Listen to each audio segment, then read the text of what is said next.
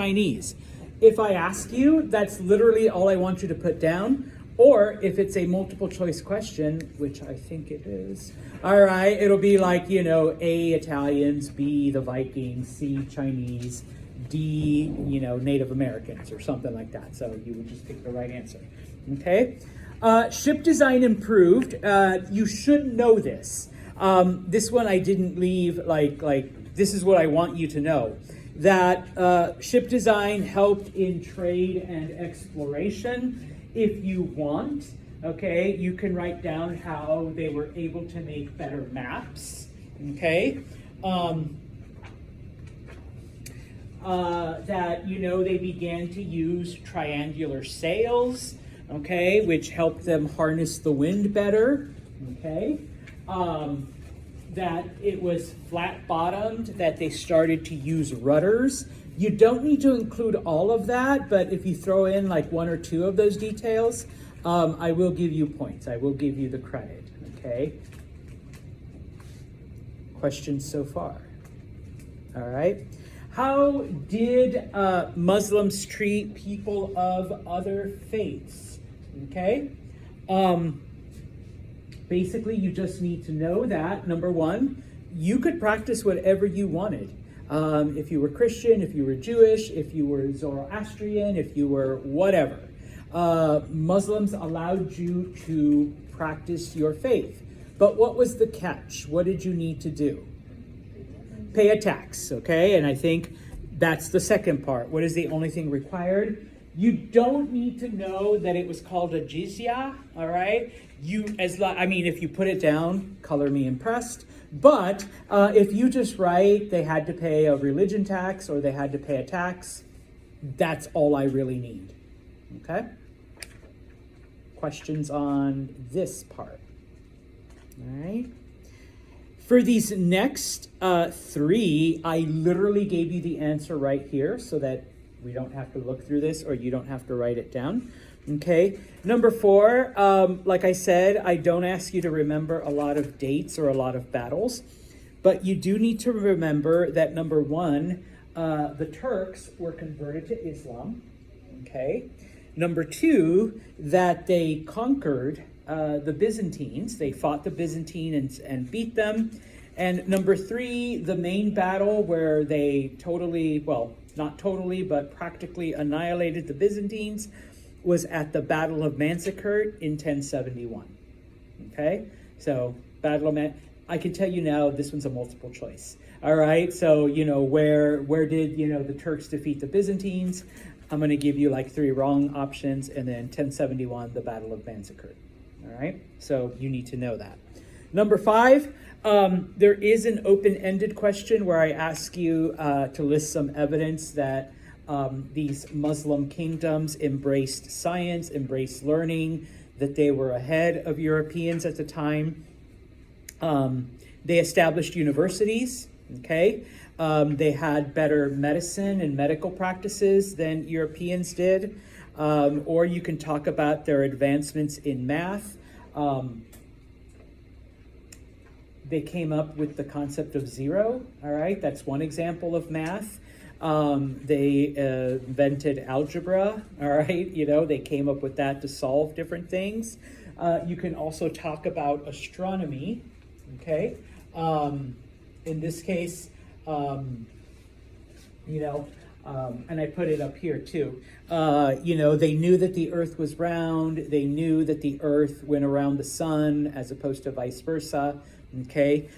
Because they did that. Okay. Oh, I also did number 6. Okay. Number 6, you should know some of the other inventions. I put the compass separate because that one is like really important. But some of the other inventions of the Chinese, and this one I believe I did it as a short answer question. Number 1, the Chinese invented gunpowder, so you should know that. Okay. Number 2, the Chinese I don't know if it's an invention, but they came up with the concept of paper money, all right? Instead of carrying around heavy, valuable coins, can anyone lend me $1? No. You carry a piece of paper that basically you can redeem for those things. And then letter C, what do we call these today? Exams to obtain government jobs. Civil service, yeah, civil service tests. They came up with the concept of a civil service test, that if you wanted to work for the government, you had to take a test first, okay? You should be able to describe feudalism, okay? And this we did in the last class, kind of, all right? Sorry, I need to skip over this because we literally just talked about it, okay? What is feudalism? This is where we take time. What do you... Let me do this. You're going to force me to draw. Okay. What do we have at the center? Who owns everything? The king or a lord, yes. Okay. Now, that lord could be a king, could be a prince, could be a duke, could be could be an earl, could be a baron. Don't ask me to list all the royal titles. All right. There was land. Okay. So they owned all the land. In addition, who else did they control? Or what else? The villagers, yes. Those were known as peasants. Okay? Peasants couldn't do anything without the approval of the Lord, whether that was, usually it wasn't directly the king, but, let's say the duke or the earl or the baron or the, how can I forget the count? Favorite character on Sesame Street. All right, or the count or whatever, okay? You worked for the Lord, you gave him part of your food, the Lord allowed you to work the land. Some of the villagers, some of the peasants had a special skill, and so that was put in the employ of the Lord, of whoever it was. Now, let's say it is a count. They then owed their allegiance to whom? A bigger one, yeah, whether it was a baron, whether it was an earl, let's say it's a duke, okay, because that's like third in line, okay? And the duke maybe had several other, counts that owed allegiance. And then to whom did the duke owe allegiance? Here's where we get the big K.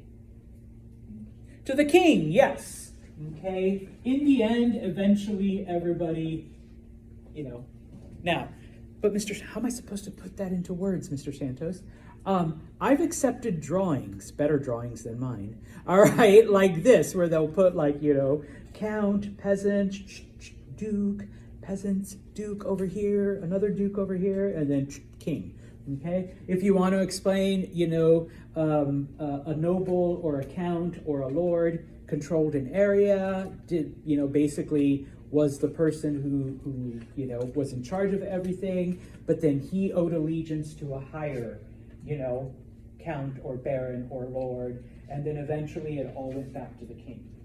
So I've had students write like 3 sentences like that, okay? Like I said, if you want to do a little drawing, if you want to do little bullet points, but you should be able to either in words or in an illustration be able to identify feudalism. Like 8 years ago when Game of Thrones was popular, I literally had a student put "see Game of Thrones," and I'm like, okay, I need a little bit more. I'll give you partial credit for that. But literally, yes, if you ever watched it or, that's the system. The author basically took the feudal system and made it into this 8-season long television series, okay? But that's basically how it worked, all right? Questions?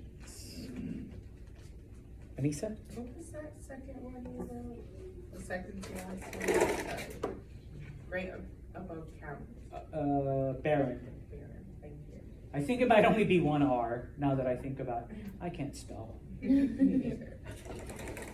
That's why I was grateful when they invented spell check. Back in the old days with typewriters, yeah, I was hopeless. All right. You should know, and once again, I wrote this down for you, okay?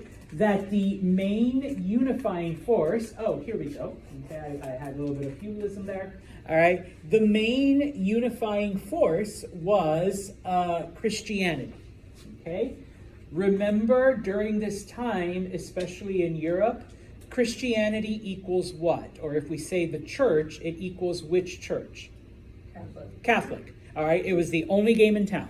All right, I know today someone's like, I'm not Catholic, I'm Christian. Yes, I know today there's differences. 1,000 years ago, there wasn't. Okay, it was all the same. Okay, so you should know that. You should know that most of it was focused in monasteries, but that eventually, okay, the local priests started to assert more power, okay, and the church began to involve itself in marriages. Before 1200, it was strictly the king, the prince, the earl, the duke, whatever, that said, okay, yes, you and you can get married, and you're married. All right, but after 1200, it began to be a church thing where a priest had to do that. Okay. Number 9, you should be able to explain the Crusades. What were they? Okay. Basically, if you want to say it was 9, you can say it was 9.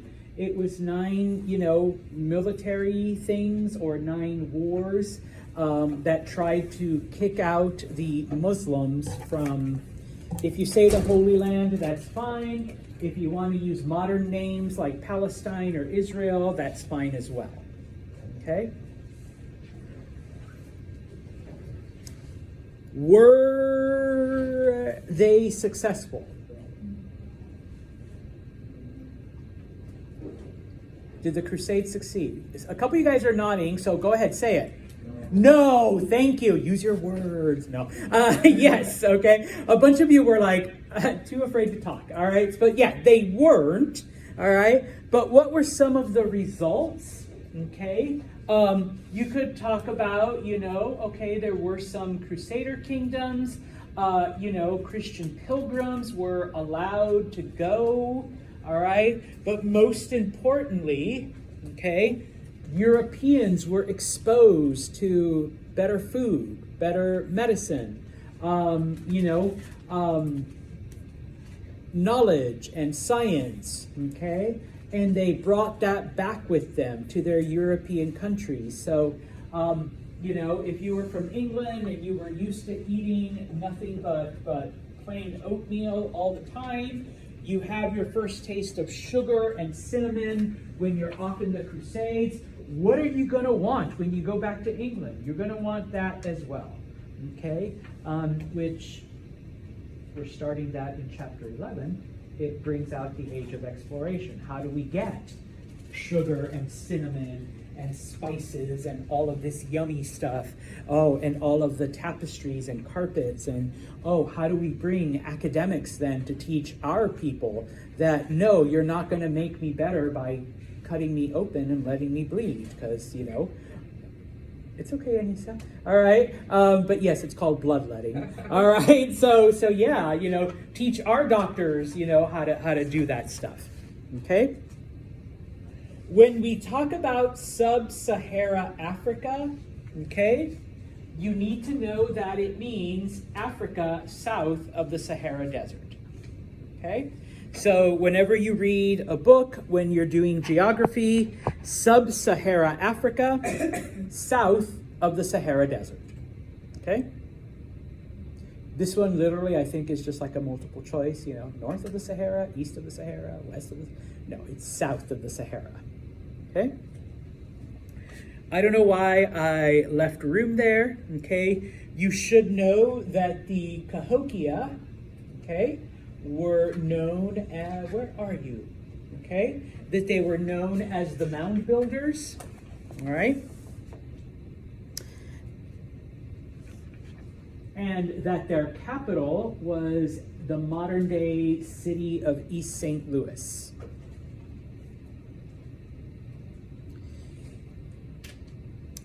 Number 12, you should know who the Mongols united under, and I put it there in parentheses. what's his name?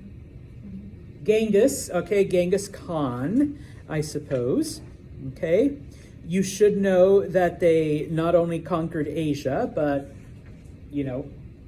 into Europe and many parts there. And then you should know that Kublai Khan, you don't need to know that he was Genghis's grandson, but he was Genghis's grandson, that Kublai Khan was the ruler of China. He was put in charge of China, all right?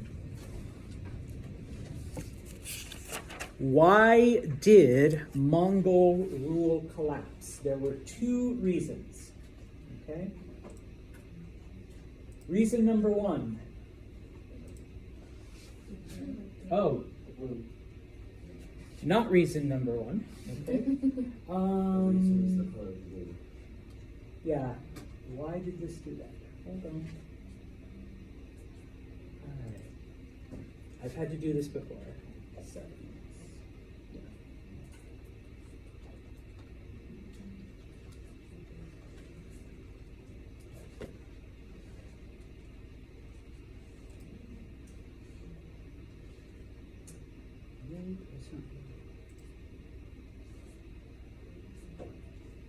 Okay, I'll just tell you then. Black Death, number one.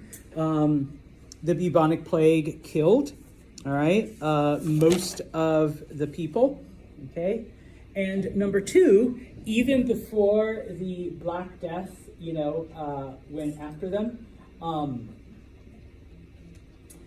they were better at conquering than governing. Okay, so those, you can either give me one of those, okay, or both of them, obviously, but you only need one. Let's start setting systems.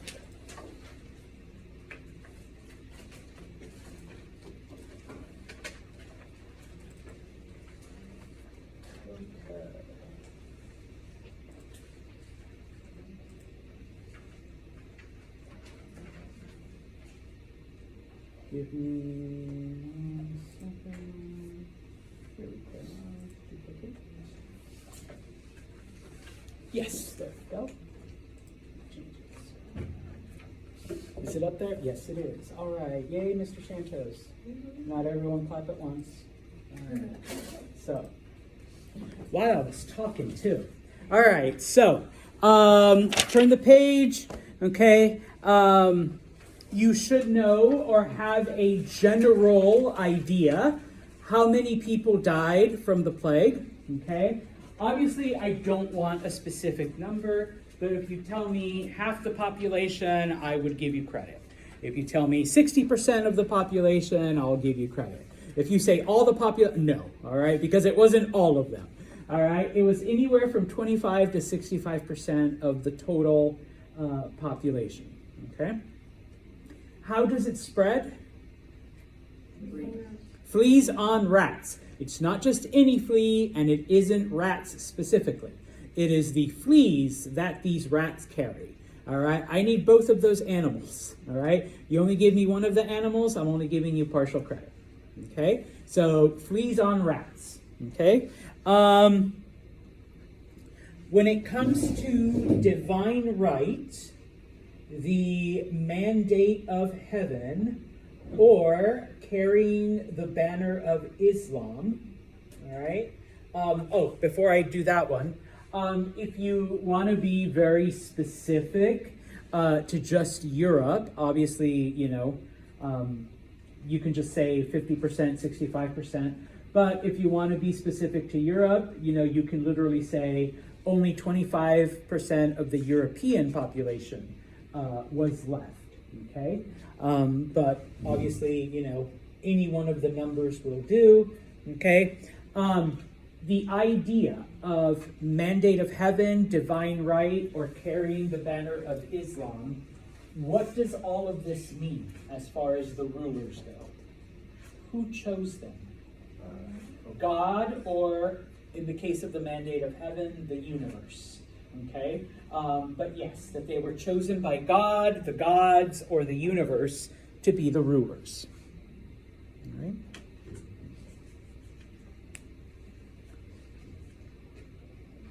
What was marriage used for politically?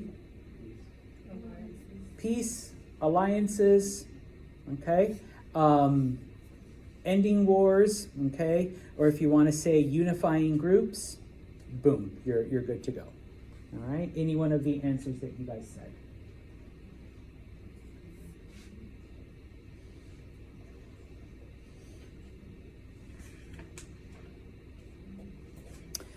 Some facts about the Ottoman Empire that you need to know, okay? Number one, and this is how they came to be, the Mongols, they conquered the Seljuk Turks, okay? The Mongols conquered many of these Islamic areas, all right? After the Mongols are defeated, it's the Ottoman Turks that are left over. So they take control, all right, of the area. Which modern day country is it? Turkey, all right. That's why we call it Turkey, not because of the birds, but because of the Turks, okay? Now, once they got rid of the Mongols, the Ottomans weren't like other groups where, if they had to, they would conquer, they would physically fight, but most of the time, they became really good negotiators. They offered really good treaties, okay? And so groups joined them willingly, okay? They became part of the Ottoman Empire, all right?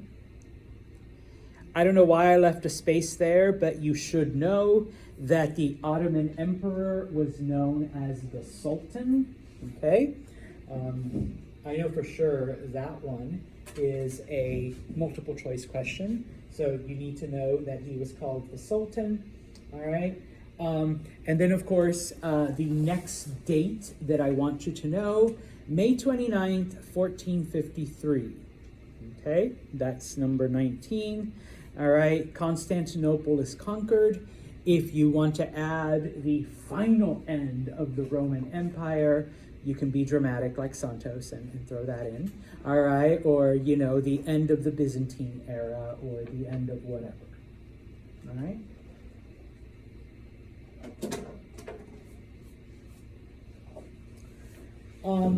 I will ask for some examples of how the Ottomans were diverse and multi-ethnic, okay? Number one, all right, they actually adopted the governing structure of the Byzantines. They allowed many Byzantine officials to stay in power, okay? They just replaced the Byzantine emperor with the Sultan, okay? You can talk about how the Ottomans, they combined, they weren't strictly religious. They allowed, worldly stuff to mix in their culture. They weren't, strict Muslims where everything was based in religion. All right? They allowed multiple languages within their kingdom so that eventually, okay, and if you want, you can add that Turkish was the language of the government, and Arabic was the language of religion. And when it came to all of the other groups, especially because they did conquer parts of Europe, they conquered Bosnia and those areas, they allowed the people to speak their own language, okay? Obviously, you have to speak Arabic too if you want to worship, and if you want to be a part of the government, you have to speak Turkish. Okay, so they allowed people to keep their own languages. All right, you can talk about how they would take Europeans, in this case, once again, Bosnians and Croatians and different European groups that they had conquered. They would bring them, to Istanbul, teach them Turkish, and then adopt their customs. Hey, all right, so let's add a little bit of European flavor to everything that we have. Okay, so any one of those examples to show me that The Ottomans were a diverse and a multi-ethnic empire. All right. This I wrote down for you. Some of the things that changed because of the plague in Europe. All right, this is Western Europe. Okay. Number one, we do have peasants gaining rights. Okay. Since there weren't a lot of people left, they were able to rebel against any demands that the various lords have. Okay. Number two, and if you want to give examples, like, they didn't have to pay as much taxes. They could move, whereas before, under feudalism, peasants, the villagers, they had to stay where they were born. Okay? You can talk about how in England, and only in England, feudalism was completely eliminated. All right? The English got rid of it. The kings ally themselves with the church, because remember, in this case, okay, there's not a whole lot of people left. So in this case, the church will teach the people, king is chosen by God, king is chosen by God, divine right, divine right. And in return, what is the king going to do? Well, the king is going to protect the church, okay, and, no taxes, all right, and a bunch of other things, all right? You should know that the Habsburg family, they ruled Austria, okay? And in this case, I that's why I left room for, they're right there. The Habsburg family ruled Austria. They were buddy-buddy. They were really close with the Pope, all right? This is like the biggest example of this, where they aligned themselves with the Pope, all right? You should know what the Holy Roman Empire was. It was basically an alliance of German kingdoms, okay? And because the Habsburgs were buddy-buddy with the Pope, and they, what do you kids call it now? They rizzed up the Pope. All right? Did I say that right? Okay, all right, thank you. See, I'm learning. All right? The Pope, in return, made sure that who was always voted the Emperor of the Holy Roman Empire? A member of the Habsburg family. Okay, so buddy-buddy. All right, they you scratch my back, I scratch yours. Okay. All right.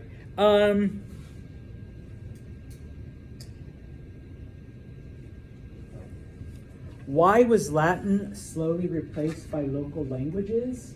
Okay. There was no central government. Okay, this is like after the plague, so there's not a whole lot of control. All right, feudalism is losing its grip. You can say that as well. All right, I don't have to answer to the count because the count is dead. All right, or the nearest noble is like hundreds of miles away, and they don't even know what's going on. Okay. There's, like I already said, there's no central government. There's really nothing to control the people. Hell, even, remember, later on, there's like 3 different popes. Even the church is kind of like not even sure of itself, okay? So in this case, little by little, the local languages begin to assert themselves, all right? And so we begin to see Spanish and French and German and all of those other languages in Europe. Okay? You should be able to tell me that the 100 Years' War, okay, was basically the French trying to push out the English from their lands, and that this is the war where Joan of Arc played a major role. Okay, she helped to kick the English out of France. What happened to her for doing that? Yeah, they burned her at the stake because obviously she's a woman, number one. Can't have powerful women. And of course, if she was able to defeat an English army, she's obviously what? A witch, yeah. Because no woman has that kind of power, so let's kill her. Okay? But of course, let's let her kill, the English first. Yeah. All right.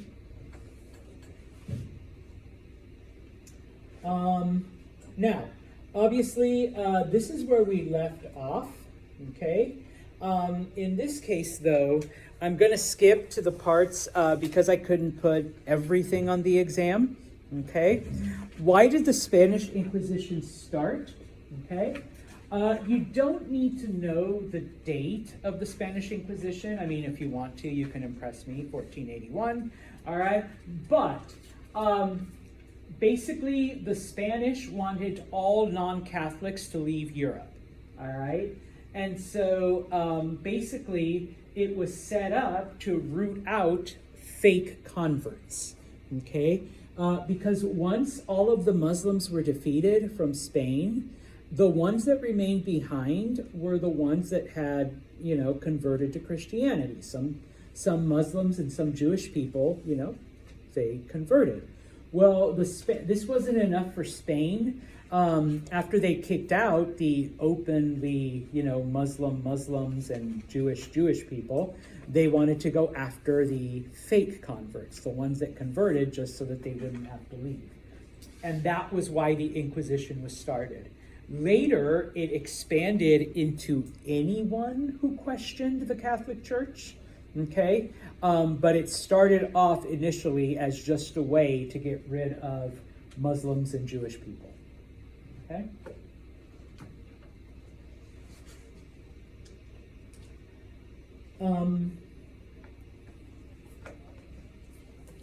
The Renaissance, you need to know, number one, that it's a French word that means rebirth. Oh, careful. Hope that's still good. Okay. What was the Renaissance specifically? This was a time when Europeans began to look to the Greeks and the Romans and some of the ancient knowledge for inspiration and to try to rebuild the stuff that these societies had. For 1,000 years during the Middle Ages, people forgot everything that the Romans built. They were great engineers. They built roads and buildings and canals, all right? And so, with this time now, people were like, hey, why can't we do those things?